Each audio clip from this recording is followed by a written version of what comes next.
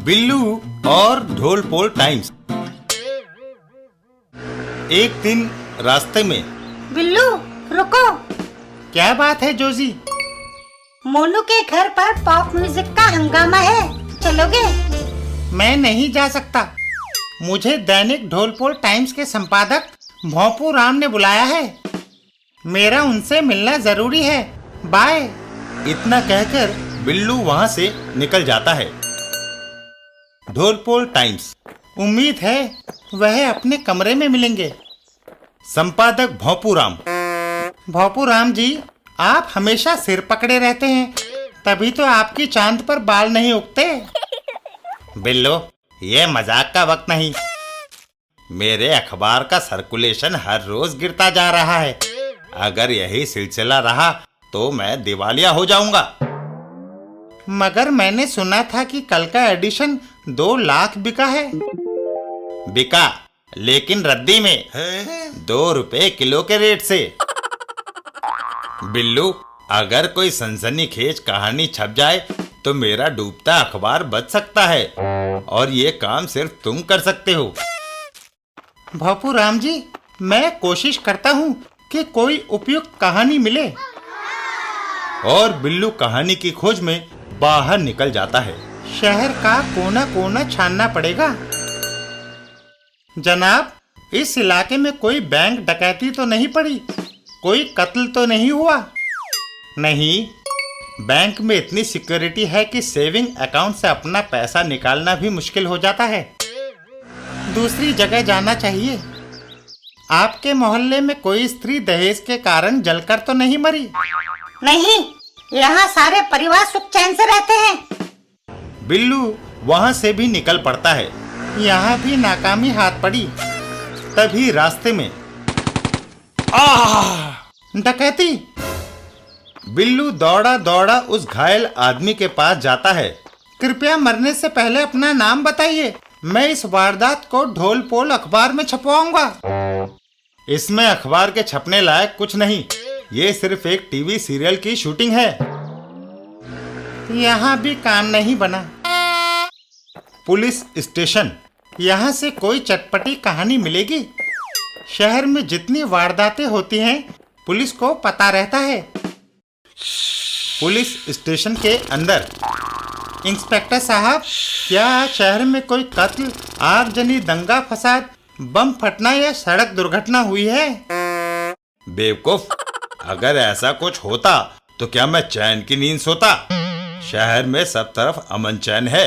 जाओ, मुझे सोने दो। इस शहर के लोगों को क्या हो गया है? कुछ करते ही नहीं। ना कोई जुलूस, ना तोड़फोड़, ना हड़ताल, ना धरना। मैं वापस जाकर भोंपू राम को कह देता हूँ कि अखबार छापना बंद कर दे।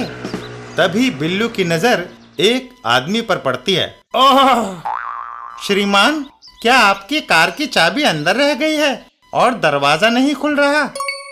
लड़के, क्या मैं तुमको इस कीमती कार का मालिक लगता हूँ? दरअसल मैं इस कार को चुराने की कोशिश कर रहा था। अगर ये आदमी कार को चोरी करके ले जाए तो अखबार में छापने लायक मुझे एक कहानी मिल जाएगी। ये सोचकर बिल्लू उस चोर को एक चाबी देता है। मेरे पास एक मास्टर की है, इसे कार में लगाकर देखो। चोर चाबी को कार में लगाता है। ताला खुल गया और चोर वहां से गाड़ी स्टार्ट करके चल देता है। मदद के लिए धन्यवाद नौजवान।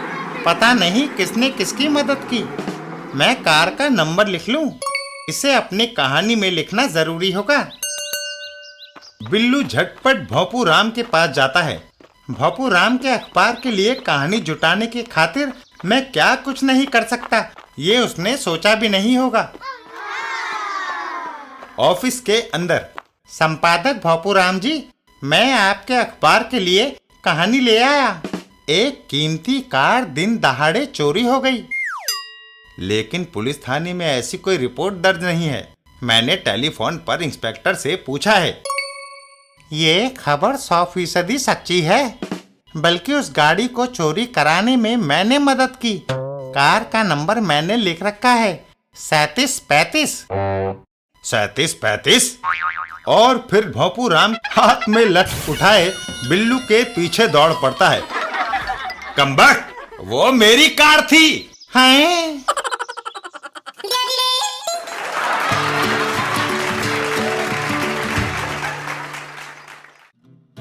अंकुर और विग। एक दिन अंकुर और रोपड़ बाबू उदास क्यों बैठे हो? अंकुर, मेरी उदासी का कारण है मेरी गंजी खोपड़ी। इस चांद की वजह से मैं जहां जाता हूं मुझे शर्म महसूस होती है। इसमें शर्म की क्या बात है?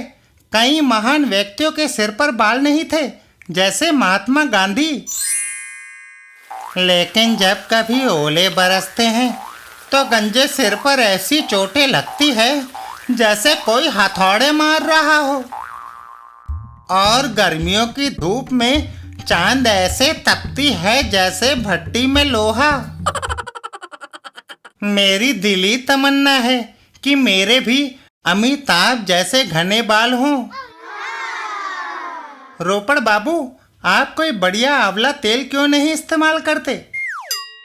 अंकुर, मैंने बड़े केशवर्धक तेल इस्तेमाल किए पर कोई फायदा नहीं हुआ। तेल छोटे बालों को बड़ा कर सकता है, लेकिन जहां बंजर भूमि हो वहां तेल क्या करेगा? आपके सिर पर बाल उगाने का एक तरीका है। सच? अंकुर, जल्दी बताओ। पहले आंखें बंद करो। लो।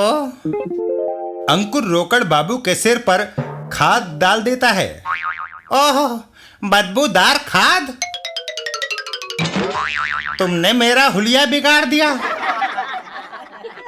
रोपड़ बाबू, मैंने सोचा जब खाद से बंजर जमीन पर अनाज उग सकता है तो तुम्हारे सिर पर बाल क्यों नहीं उग सकते? कमाल है। अरे भाड़ में जाए तुम्हारी ऐसी दलीलें। रोपड़ बाबू नल के नीचे अपना सिर धोते हैं। इधर अंकुर। रोपड़ बाबू, एक दूसरा आइडिया आया है, तुम यह विग क्यों नहीं लगा लेते? हाँ, ये बात कुछ समझ में आती है। रोपड़ बाबू विग लगाते हैं। कहो, विग लगाने के बाद कैसा लगता हूँ? एकदम हीरो। वो दोनों घर से बाहर चल देते हैं।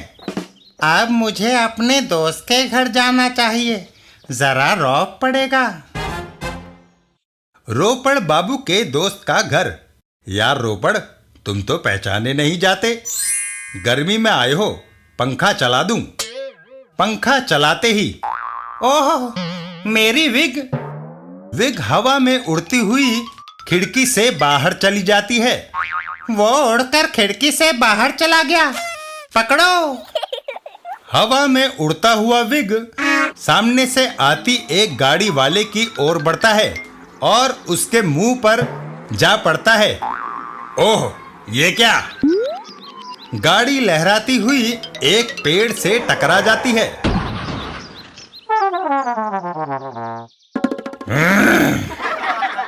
अंकुर, भागो, नहीं तो वो तुम्हें भी गंजा कर देगा।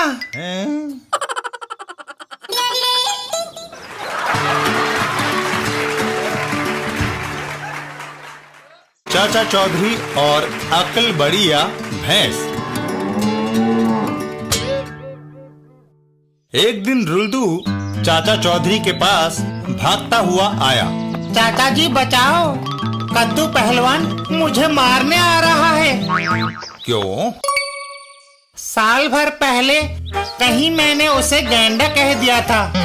उसी का बदला लेने वो हाथ में मुग्दल लिए आज मेरे पीछे पड़ा है। हैं? साल भर पहले जो कुछ तुमने कहा उसका गुस्सा उसे आज क्यों आया? तब तक उसने गैंडा नहीं देखा था। आज जब उसने चिड़ियाघर में गैंडा देखा तो उसे गुस्सा आ गया।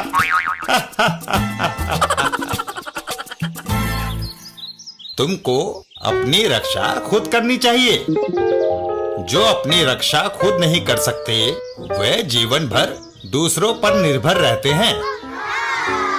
लेकिन मुझ जैसा दुबला पतला आदमी उस विशाल कद्दू हाथी का कैसे मुकाबला कर सकता है? देखो, लड़ाई ताकत से नहीं, अकल से जीती जाती है।